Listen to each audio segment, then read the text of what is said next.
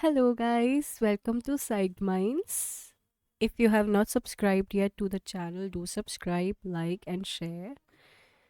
We are currently reading We the Living by Ayn Rand, chapter 6. No, 7. Sorry. Alexander Dmitrievich kept his savings sewn in his undershirt. He had developed the habit of raising his hands to his heart once in a while, as if he had gas pains. He felt the roll of bills. He liked the security under his fingertips. When he needed money, he cut the heavy seam of white thread and sighed as the load grew lighter. On November 16th, he cut the seam for the last time. The special tax on private traders for the purpose of relieving the famine on the Volga had to be paid. Even though it closed the little textile store in the bakery shop, another private enterprise had failed. Alexander Dmitrievich had expected it. They opened on every corner, fresh and hopeful like mushrooms after a rain, and like mushrooms, they faded before their first morning was over. Some men were successful, he had seen them, men in resplendent new fur coats with white, flabby cheeks that made him think of butter for breakfast and eyes that made him raise his hand nervously to the roll over his heart. These men were seen in the front rows of the theaters. They were seen leaving the new confectioners with round white cake boxes, the price of which could keep a family for 2 months. They were seen hiring taxis and paying for them. Insolent street children called them Nep men. Their cartoon adorned the pages of red newspapers with scornful denunciations of the new vultures of NEP. But their warm fur hats were seen in the windows of automobiles, rocketing the highest red officials through the streets of Petrograd. Alexander Dmitrievich wondered dully about their secrets, but the dreaded word speculator gave him a cold shudder. He lacked the talent of a racketeer. He left the empty bakery boxes, but he carried home his faded cotton sign. He folded it nearly and put it away in a drawer where he kept old stationery with the embossed letterhead of the Argumnov textile factories. I will not become a Soviet employee if we all starve, said Alexander Dmitrievich. Galina Petrovna mourned that something had to be done. Unexpected help appeared in the person of a former bookkeeper from the Argonov factory. He wore glasses and a soldier's coat, and he was not careful about shaving, but he rubbed his hands diffidently, and he knew how to respect authority under all circumstances. This Alexander Dmitrievich, sir, he wailed. There is no life for you. Now, if we get together, if you just invest a little, I will do all the work. They formed a partnership. Alexander Dmitrievich was to manufacture soap, the unshaved bookkeeper was to sell it. Had an excellent corner on the Alexandrovsky market. What? How to make it? He enthused. Simple as an omelette. I'll get you the greatest little soap recipe. Soap is the stuff of the moment. The public hasn't had any for so long they will tear it out of your hands. We will put them all out of business. I know a place where we can get spoiled pork fat. No good for eating, but just right for soap. Alexander Dmitrievich spent his last money to buy spoiled pork fat. He melted it in a big brass laundry tub on the kitchen stove. He bent over the steaming fumes, blinking, his shirt sleeves rolled above his elbows, stirring the mixture with a wooden paddle. The kitchen door had to be kept open. There was no other stove to heat the apartment. The bitter, musty odor of a factory basement rose, with the whirling steam of a laundry to the streaked ceiling. Galina Petrovna chopped the spoiled pork fat on the kitchen table delicately, crooking her little finger, clearing her throat noisily. Lydia played the piano. Lydia had always boasted of two accomplishments: her magnificent hair, which she brushed for half an hour every morning, and her music, which she practiced for 3 hours each day. Galina Petrovna asked for Chopin. Lydia played Chopin, the wistful music, delicate as rose petals falling slowly in the darkness of an old park, rang softly through the haze of soap fumes. Galina Petrovna did not know why tears dropped on her knife. She thought that the pork fat hurt her eyes. Kira sat at the table with a book. The odor from the kettle raked her throat as if with sharp little prongs. She paid no attention to it. She had to learn and remember the words in the book for that bridge she would build someday. But she often stopped. She looked at her hand, at the palm of her right hand. Stealthily, she brushed her palm against her cheeks, slowly, from the temple to the chin. It seemed a surrender to everything she had always disliked. She blushed, but no one could see it through the fumes. The soap came out in soft, soggy squares of a dirty brown. Alexander Dmitrievich found an old brass button off his yachting jacket and imprinted an anchor in the corner of each square. Great idea, trademark, said the unshaved bookkeeper. We will call it Argonov's Navy Soap, a good revolutionary name. Argonov's a pound of soap cost Alexander Dmitrievich more than it did on the market. That's nothing, said his partner. That's better. They will think more of it if they have to pay more. It's quality soap, not the old Jakov junk. He had a tray with straps to wear over his shoulders. He arranged the brown squares carefully on the trays, departed, whistling for the Alexandrovsky market. In a hall of the institute, Kira saw Comrade Sonia. She was making a little speech to a group of five young students. Comrade Sonia was always surrounded by a brood of youngsters, and she always talked, her short arms flapping like protective wings. And Comrade Syrov is the best fighter in the ranks of proletarian students. Comrade Syrov's revolutionary record is unsurpassed. Comrade Syrov's the hero of Melitopol. A freckled boy with a soldier's cap far on the back of his head stopped his hurried waddle down the hall and barked at Comrade Sonia. The hero of Melitopol? Ever heard of Andrei Taganov? He sent a sunflower seed straight up at a button on Comrade Sonia's leather jacket and staggered away carelessly. Comrade Sonia did not answer.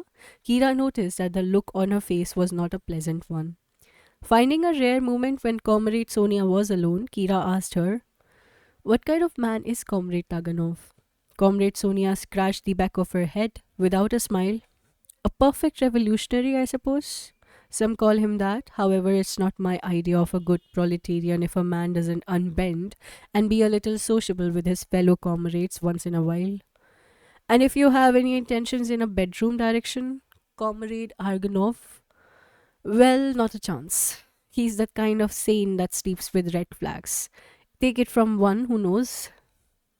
She laughed aloud at the expression of Kira's face and waddled away, throwing over her shoulders.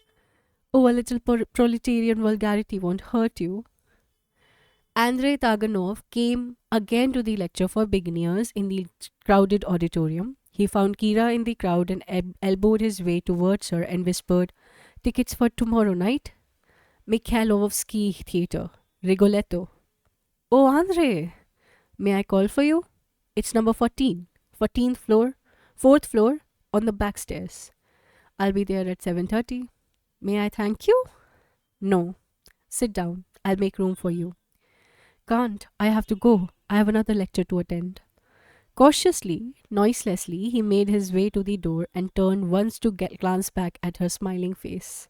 Kira delivered her ultimatum to Galina Petrovna. "Mother, I have to have a dress. I'm going to the opera tomorrow." "To the opera?" Galina Petrovna dropped the onion she was peeling. Lydia dropped her embroidery. "Who is he?" gasped Lydia. "A boy at the institute. Good looking?" "In a way." "What's his name?" inquired Galina Petrovna. "Andrei Taganov." "Taganov? Never heard. Good family?" Kira smiled and shrugged. A dress was found at the bottom of the trunk, Galina Petrovna's old dress of the soft dark grey silk. After 3 fittings and conferences between Galina Petrovna and Lydia, after 18 hours when 2 pairs of shoulders bent over the oil wick and 2 hands feverishly worked 2 needles, a dress was created for Kira. A simple dress with short sleeves and a shirt collar, for there was no material to trim it. Before dinner, Kira said, "Be careful when he comes. He's a communist." A co- Galina Petrovna dropped the salt shaker into the pot of millet. "Kira, you're not. You're not being friendly with a communist? Lydia choked. After shouting how much you hate them, I happen to like him. Kira, it's outrageous. You have no pride in your social standing. Bringing a communist into the house, I, for one, shan't speak to him. Galina Petrovna did not argue. She sighed bitterly. Kira, you always seem to be able to make harder. There was millet for dinner, it was mildewed, and everyone noticed, but no one said a word for fear of spoiling the other's appetite. It had to be eaten. There was nothing else, so they ate in silence. When the bell rang, Lydia, curious in spite of her convictions, hurried to open the door. May I see Kira, please? Andre asked, removing his cap. Yes, indeed, Lydia said icily. Kira performed the introductions. Alexander Dmitrievich said, Good evening, and made no other sound, watching the guest fixedly, nervously. Lydia nodded and turned away. But Galina Petrovna smiled eagerly. I'm so glad, Comrade Taganov, that my daughter is going to hear a real proletarian opera in one of our great red theatres. Kira's eyes met Andre's over the wick. She was grateful for the calm, gracious bow with which he acknowledged the remark. 2 days a week were Profunion days at the state academic theatres. No tickets were sold to the public, they were distributed at half price among the professional unions. In the lobby of Mikhailovsky's theatre, among trim new suits and military tunics, a few felt boots shuffled heavily and a few calloused hands timidly removed leather caps with flapping fur lined ears. Some were awkward, diffident, others slouched insolently, defying the impressive splendor by munching sunflower seeds. Wives of Union officials ambled haughtily through the crowd, erect and resplendent in their new dresses of the latest style, with their marshalled hair, sparkling manicures, and patent leather slippers. Glistening glistening limousines drove, panting sonorously, up to the light flooded entrance and disgorged heavy fur coats that waddled swiftly across the sidewalk, projecting good gloved hands to throw coins at the ragged program peddlers. The program peddlers, livid, frozen shadows, scurried obsequiously through the free Profunion audience, a wealthier, haughtier, better fed audience than the weekday paying guests. The theatre smelt of old velvet, marble, and mothballs. 4 balconies rose high to a high chandelier of crystal chains that threw little rainbows on the distant ceiling. 5 years of revolution had not touched the theatre's solemn grandeur. They had left but one sign. The imperial eagle was removed from over the huge central box which had belonged to the royal family. Kira remembered the long satin trains and the bare white shoulders and the diamonds that sparkled like the crystal of the chandelier moving down the orange carpets of the wide aisles. There were few diamonds now. The dresses were dark, sober, with high necklines and long sleeves, slender, erect in her soft grey satin. She walked in as she had seen those ladies walk many years ago, her arm on that of a tall young man in a leather jacket.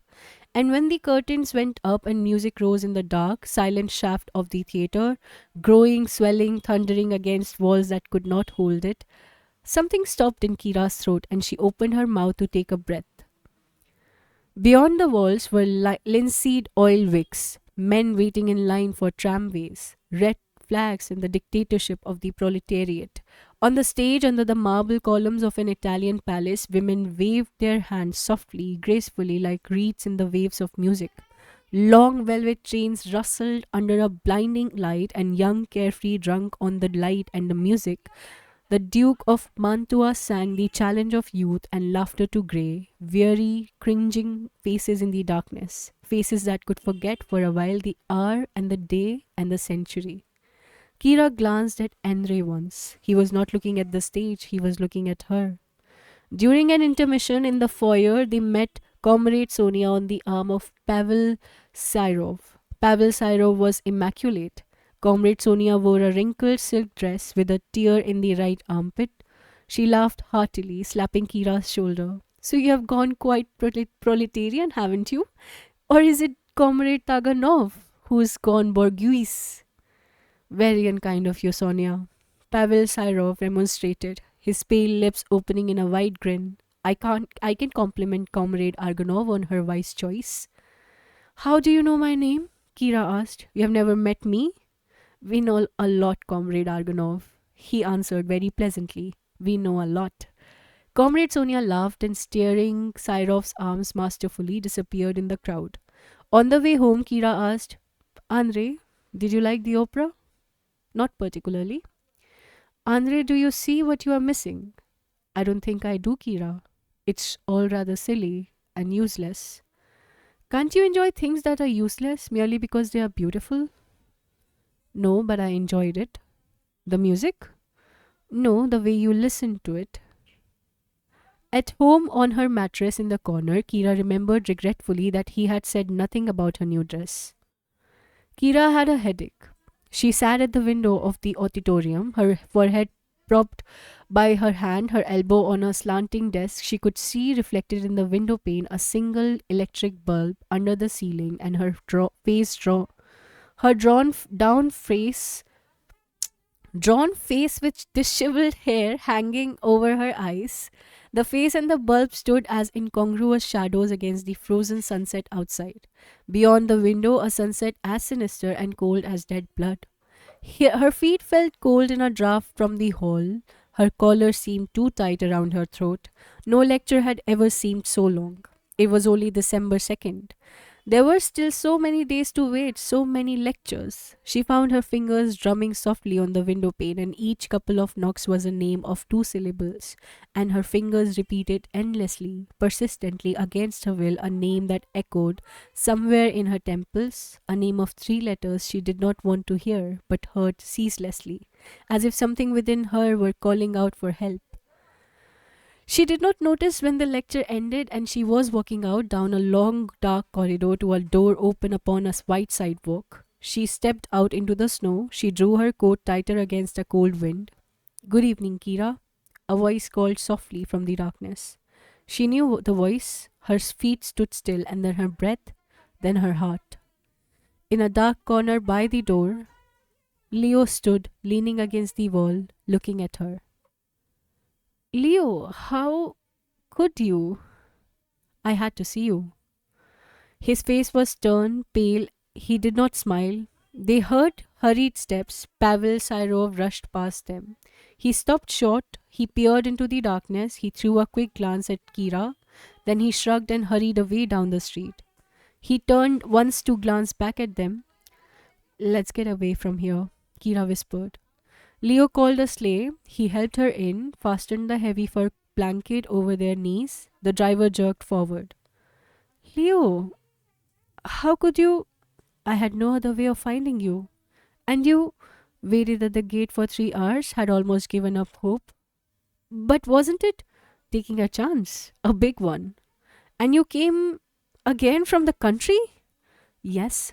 What did you want to tell me? Nothing, just to see you.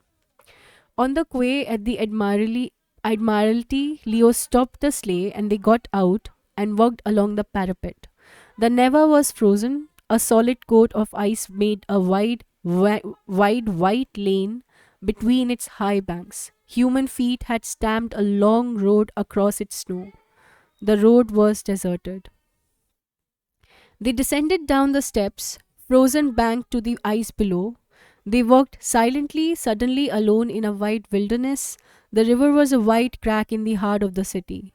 It stretched the silence of its snow under the silence of the sky.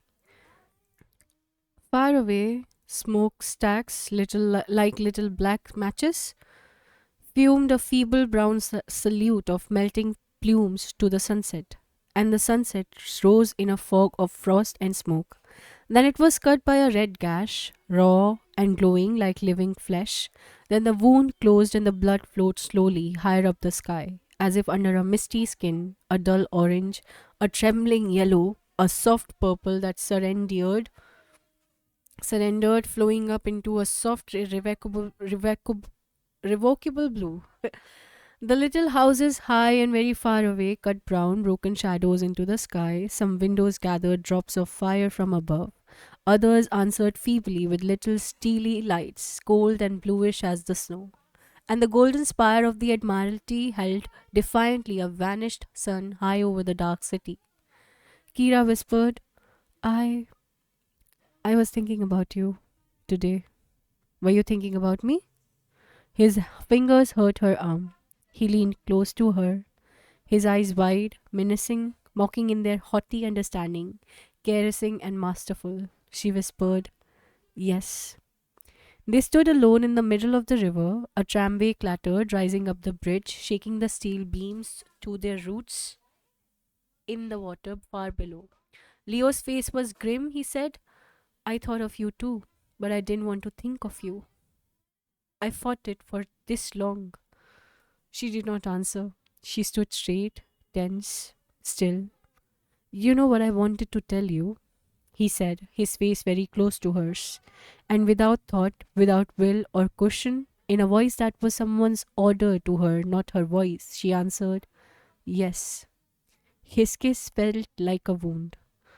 Her arms closed around the frightening wonder of a man's body. She heard him whisper, so close that it seemed her lips heard it first. Kira, I love you. And someone's order to her repeated through her lips, persistently, hungrily, insanely. Leo, I love you. I love you. I love you. A man passed by, the little spark of a cigarette jerked up and down in the darkness. Leo took her arm and led her away on perilous ground, through the deep, unbroken snow to the bridge. They stood in the darkness of steel walls, through the black webbing above. They saw the red sky dying out slowly. She did not know what he was saying. She knew that his lips were on hers. She did not know that her coat collar was unbuttoned.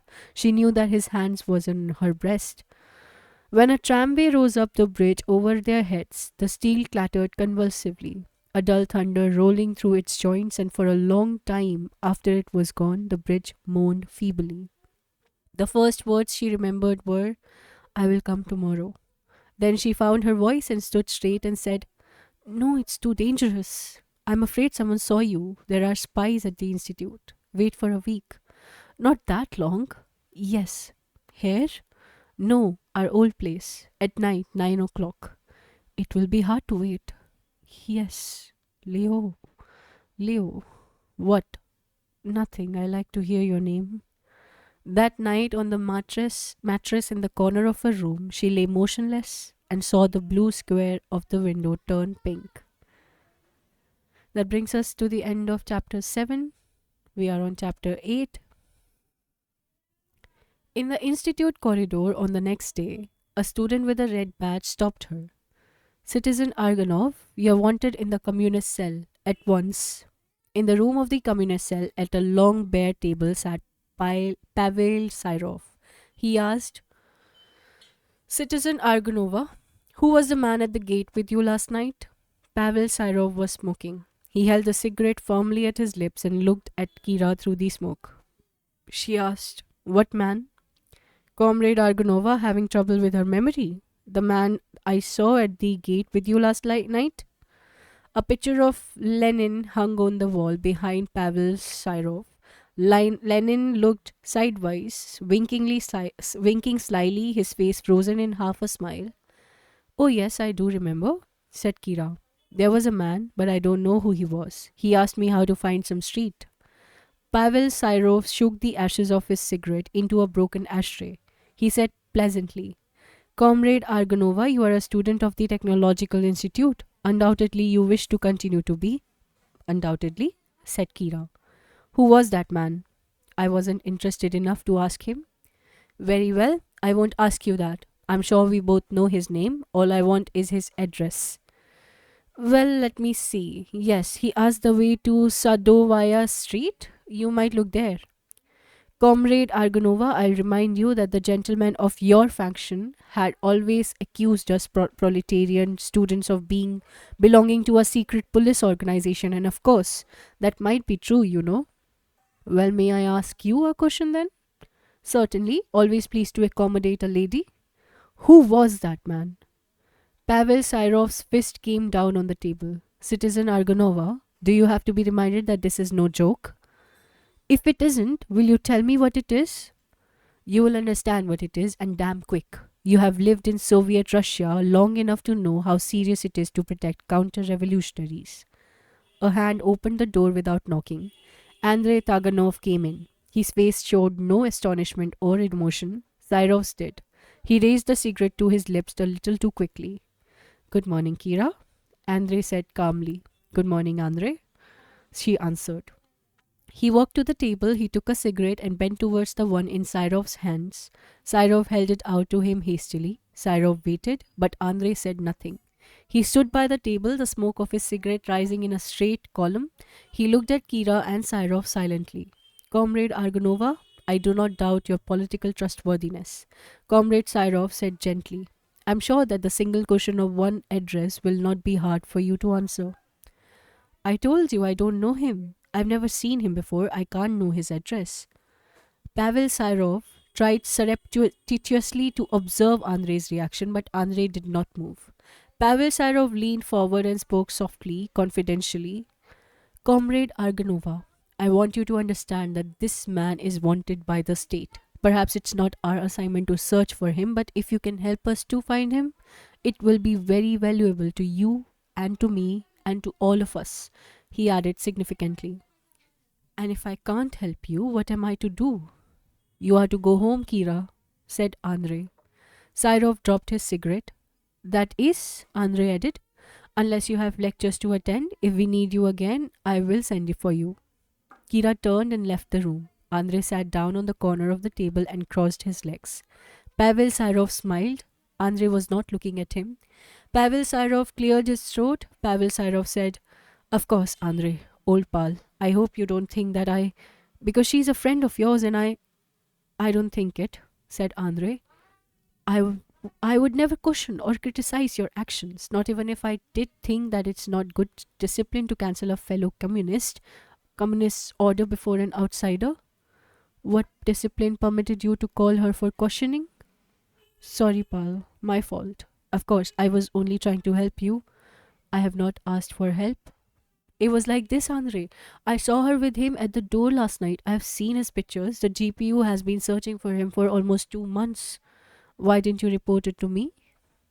Well, I wasn't sure it was the man. I might have been mistaken, and your help in the matter would have been valuable to you. Why, old pal, you are not accusing me of any personal motives, are you? Maybe I did overstep my authority in these little GPU matters that belong to your job, but I was only thinking of helping a fellow proletarian in his duty. You know that nothing can stop me in fulfilling my duty, not even any sentimental attachments. A breach of party discipline is a breach of party discipline, no matter by whom committed. Pavel Syrov was looking at Andrei Taganov too fixedly as he answered slowly, That's what I've always said. It is never advisable to be overzealous in one's duty. Certainly not. It is as bad as being lax. In the future, any political questioning in this unit is to be done by me. As you wish, pal. And if you ever feel that I cannot perform that task, you may report it to the party and ask for my dismissal.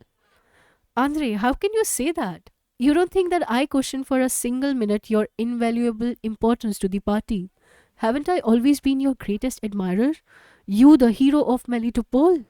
Aren't we old friends? Haven't we fought in the trenches together? Under the red flag, you and I, shoulder to shoulder? Yes, said Andre, we have. In the year 1896, the red brick house in the Pichilovsky factory district of St. Petersburg had no plumbing. The 50 workers' families that clotted its 3 floors had 50 barrels in which to keep their water. When Andrei Taganov was born, a kindly neighbor brought a barrel from the stair landing. The water was frozen. The neighbor broke the ice with an axe and emptied the barrel. The pale, shivering hands of the young mother stuffed an old pillow into the barrel. Such was Andrei's first bed. His mother bent over the barrel and laughed happily, hysterically, until tears fell into the dimples of the tiny red hands. His father did not hear of his birth for 3 days.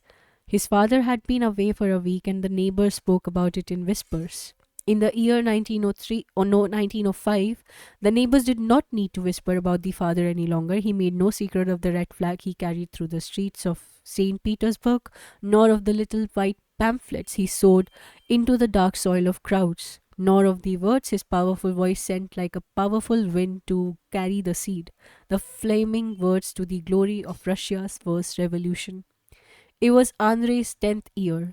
He stood in a corner of the kitchen and looked at the brass buttons on the gendarme's coat.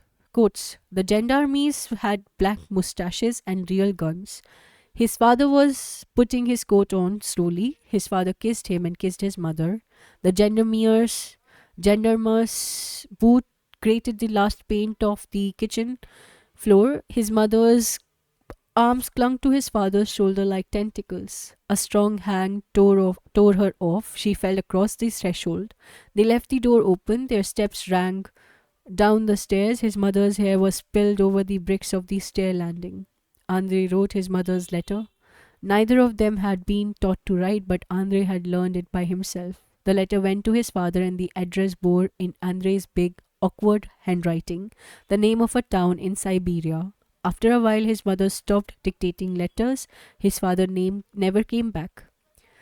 Andrei carried the baskets with the laundry his mother washed. He could have hidden himself head and toes in one of the baskets, but he was strong. In their new room in the basement, there was a white, billowing sour foams like clouds in the wooden trough under his mother's purple hands, and a white, billowing sour stream like clouds under the ceiling. They could not see that it was spring outside, but they could not have seen it even without the steam. For the window opened upon the sidewalk, and they could watch only the shiny new galoshes grunting through the mud of melting snow. And once someone dropped a young green leaf right by the window. Andrei was 12 years old when his mother died. Some said it was wooden trough that had killed her, for it had always been too full, and some said it was a kitchen cupboard, for it had always been too empty. Andrei went to work in a factory. In the daytime, he stood at a machine, and his eyes were cold as its steel, his hands steady as its levers, his nerve tense as its belts. At night, he crouched on the floor behind a barricade of empty boxes in the corner he rented. He needed the barricade because the three other corner tenants in the room objected to candlelight when they wanted to sleep, and Agrafena Vlasovna, the landlady, did not approve of book reading. So he kept the candle on the floor, and he held the book to the candle, and he read very slowly, and he wrapped his feet in newspaper because they were very cold. And snow wailed, battering the window. The three corner tenants snored. Agrafena Vlasovna spat in her sleep. The candle dripped, and everybody was asleep but Andrei and the cockroaches. He talked very little, smiled very slowly, and never gave coins to beggars. Sometimes on Sundays he passed Pavel Syrov in the street. They knew each other, as all children did in the neighborhood, but they did not talk often. Pavel did not like Andrei's clothes. Pavel's hair was greased neatly, and his mother was taking him to church. Andrei never went to church. Pavel's father was a clerk in the corner dried goods store and waxed his mustache 6 days a week. On Sundays, he drank and beat his wife. Little Pavel liked perfumed soap when he could steal it from the apothecary shop, and he studied God's law, his best white collar on, with the parish priest. In the year 1915, Andrei stood at the machine, and his eyes were colder than its steel, his hands steadier than its levers, his nerves colder and steadier than the both. His skin was tanned by the fire of the furnaces. His muscles and the will behind his muscles were tempered like the metal he had handled, and the little white pamphlets his father had sewn reappeared in the son's hand, but he did not throw them into crowds on the wings of fiery speeches. He passed them stealthily into stealthy hands, and the words that went with them were whispers. His name was on the list of a party about which not many dared to whisper, and he sent through the mysterious, unseen veins of the Puchilovsky factory messages from a man named Lenin. Andrei Taganov was 19. He walked fast, talked slowly, Never went to dances. He took orders and gave orders and had no friends. He looked at superintendent in fur coats and at beggars in felt boots with the same level, unflinching eyes and had no pity. Pavel Sirov was clerking in a haberdashery. On Sundays, he entertained a noisy crowd of friends in the corner saloon, leaned back in his chair and swore at the waiter if service was too slow. He loaned money freely and no one refused a loan to Pavlusha. He put on his patent leather shoes when he took a girl to a dance and put eau de cologne on his handkerchief. He liked to hold the girl's waist and to say, "We are not a commoner, dearie, we are a gentleman." In the year 1916, Pavel Sirov lost his job in the haberdashery owing to a fight over a girl. It was the third year of the war, prices were high, jobs were scarce. Pavel Sirov found himself trudging through the gates of the Putilovsky factory on winter mornings, when it was so dark and so early that the lights over the gate cut his puffed, sleepy eyes and he yawned into his raised collar. At first, he avoided his old crowd, for he was ashamed to admit where he was working.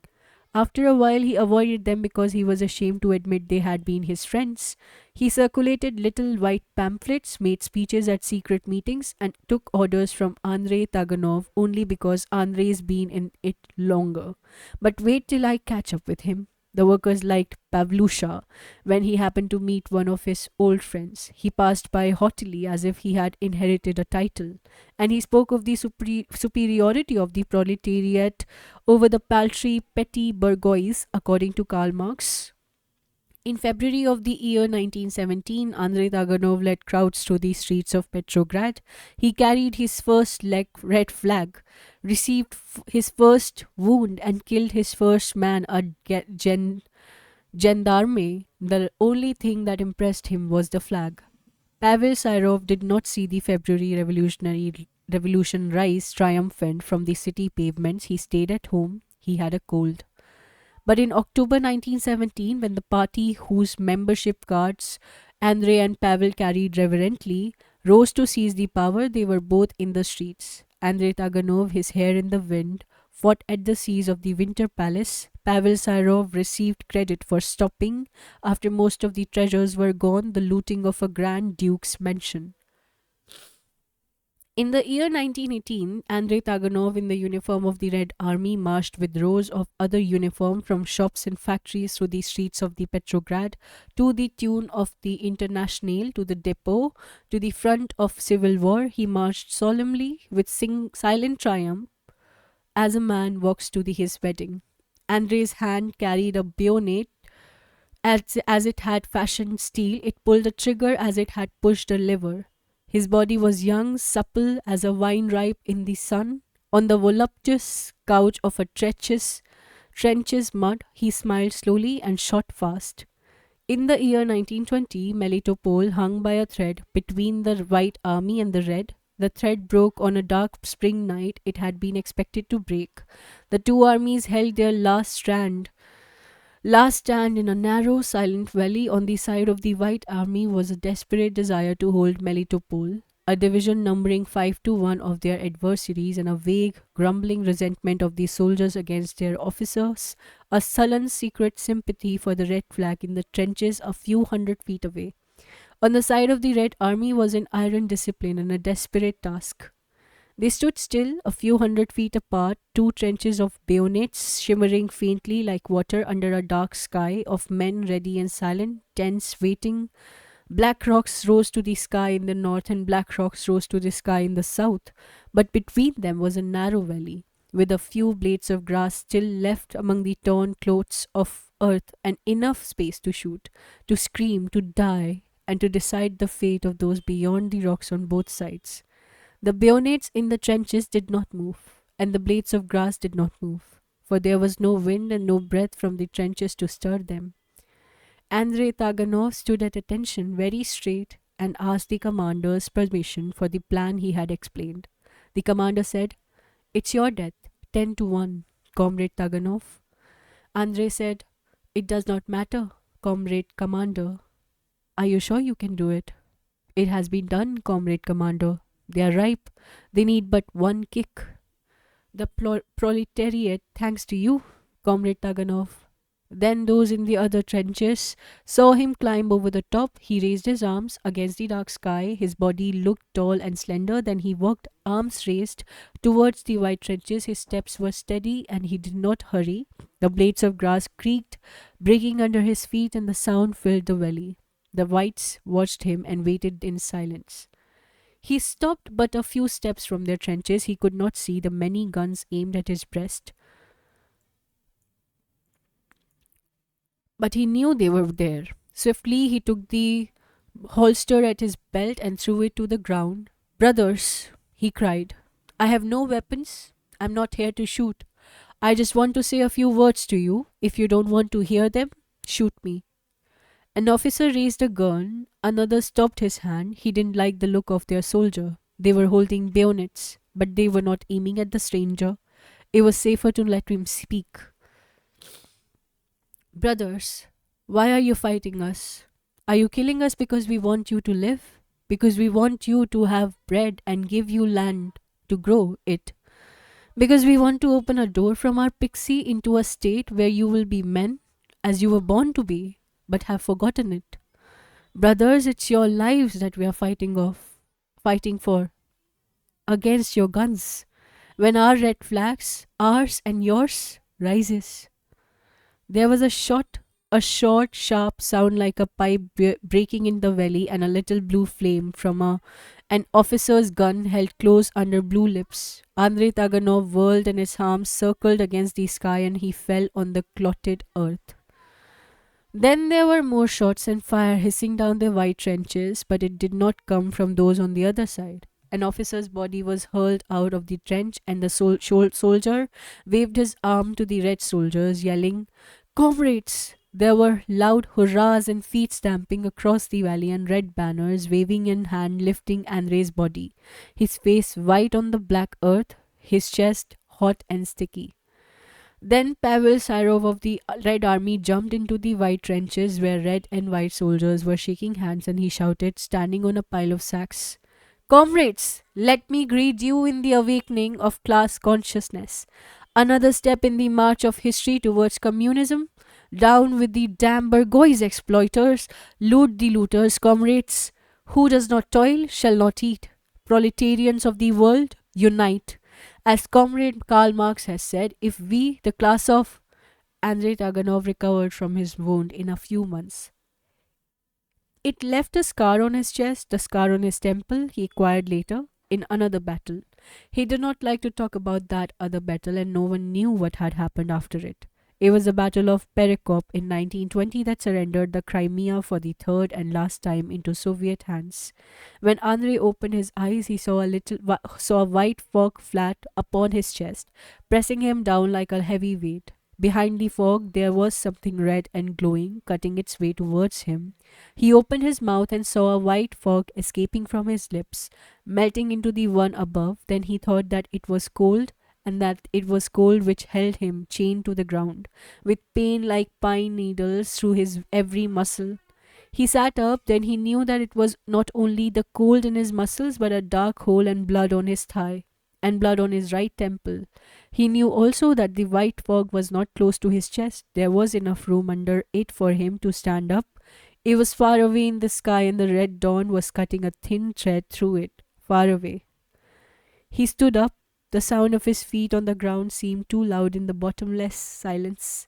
He brushed the hair out of his eyes and thought that the white fog above was frozen breath of the men around him. But he knew that the men were not breathing any longer. Blood looked purple and brown, and he could not tell where bodies ended and earth began, nor whether the white blotches were clots of fog or faces. He saw a body under his feet and a canteen on its hips. The canteen was intact, the body was not. He bent and a red drop fell on the canteen from his temple. He drank. A voice said, Give me a drink, brother. What was left of a man was crawling towards him across a rut in the ground. It had no coat, but a shirt that had been white, and boots that followed the shirt, although there did not seem to be anything to make them follow. Andrei knew it was one of the whites. He held the man's head and forced the canteen between lips that were color of the blood on the ground. The man's chest gurgled and heaved Convulsively, no one else moved around them. Andre did not know who had won last night's battle. He did not know whether they had won the Crimea, nor whether, more important to many of them, they had captured Captain Karsavin, one of the last names to fear in the White Army. A man who had taken many red lives, a man whose head was worth a big price in red money. Andre would walk. Somewhere this silence must end. He would find men somewhere, red or white. He did not know, but he started walking towards the sunrise. He had stepped into a soft earth damp with cold dew, but clear and empty, a road leading somewhere when he heard a sound behind him. A rustling as of heavy skis dragged through the mud. The white man was following him. He was leaning on a piece of stick and his feet walked without leaving the ground. Andre stopped and waited for him. The man's lips parted and it was a smile. He said, "May I follow you, brother? I'm not very steady to find my own direction." Andre said, "You and I aren't going the same way, buddy. When we find men, it will be the end for either you or me." "We will take a chance," said the man. "We will take a chance," said Andre. So they walked together towards the sunrise. High banks guarded the road, and shadows of dry bushes hung motionless up over their heads, with thin branches like a skeleton's fingers spread wide apart, webbed by the fog. Roots wound across the road, and their 4 feet crossed them slowly with a silent effort. Ahead of them, the sky was burning the fog. There was a rosy shadow over Andre's forehead. On his left temple, little beads of sweat were transparent as glass. On his right temple, the beads were red. The other man breathed as if he were rattling dice deep inside his chest. "As long as one can walk," said Andre. "One walks," finished the man. Their eyes met as if to hold each other up. Little red drops followed their steps in the soft, damp earth, on the right side of the road and on the left. Then the man fell. Andre stopped. The man said, "Go on." Andre threw the man's arm over his shoulder and went on, staggering a little under the load. The man said, "You're a fool. One doesn't leave a good soldier, no matter what color he is wearing," said Andre. The man said, "If it's my comrades that we come upon, I will see that they go easy on you. I will see that you get off with a prison, hospital, and a good bed. If it's mine," said Andre. Then Andre walked carefully because he could not allow himself to fall with his burden, and he listened attentively to the heart beating feebly against his back. The fog was gone and the sky ablazed like a huge furnace where gold was not melted into liquid but into burning air. Against the gold, they saw the piled black boxes of a village far away. A long pole among the boxes pointed straight at a sky green and fresh as if washed clean with someone's huge mop in the night. There was a flag on the pole and it beat in the morning wind like a little black wing against the sunrise. And Andre's eyes and the tearless eyes on his shoulder looked fixedly at the little flag with the same question. But they were still too far away. When they saw the color of the flag, Andre stopped and put the man down cautiously and stretched his arm to rest, and in greeting, the flag was red. The man said strangely, "Leave me here." "Don't be afraid," said Andre. "We are not so hard on fellow soldiers." "No," said the man, "not on fellow soldiers." Then Andre saw a torn coat sleeve hanging at the man's belt, and on the sleeve the epaulet of a captain. "If you have pity," said the man, "leave me here." But Andre had brushed the man's sticky hair off his forehead and was looking attentively for the first time at a young, indomitable face he had seen in photographs. "No," said Andre, very slowly. "I can't do that, Captain Carsonvin." "I'm sure to die here," said the captain. "One doesn't take chances," said Andre, "with enemies like you." "No," said the captain, "one doesn't." He propped himself up on one hand and his forehead thrown back was very white. He was looking at the dawn. He said, "When I was young, I always wanted to see a sunrise, but mother never let me go out so early. She was afraid I would catch a cold." "I will let you rest for a while," said Andre. If you have pity, said Captain Carsovin, you will shoot me. No, said Andre, I can't. Then they were silent. Are you a man? Asked Captain Carsovin. What do you want? Asked Andre. The captain said, Your gun. Andre looked straight into the dark, calm eyes and extended his hand. The captain shook it. When he took his hand out of the captain's, Andre left his gun in it. Then he straightened his shoulders and walked towards the village. When he heard the shot, he did not turn. He walked steadily, his head high, his eyes on the red flag beating against the sunrise. Little red drops followed the steps in the soft, damp earth on one side of the road only. So Captain Carvin Carsovin tried to shoot himself.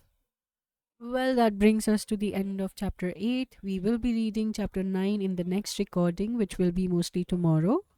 Bye bye for now. If you have any kind of comment, any kind of feedback, any questions, any recommendations for future readings, you can reach out to me in the comment section of the video you're viewing or in the community section. Yes, bye bye for now. There are no comments or anything. Bye. Take care. Keep reading. And do subscribe if you have not subscribed yet. And like and share. Bye.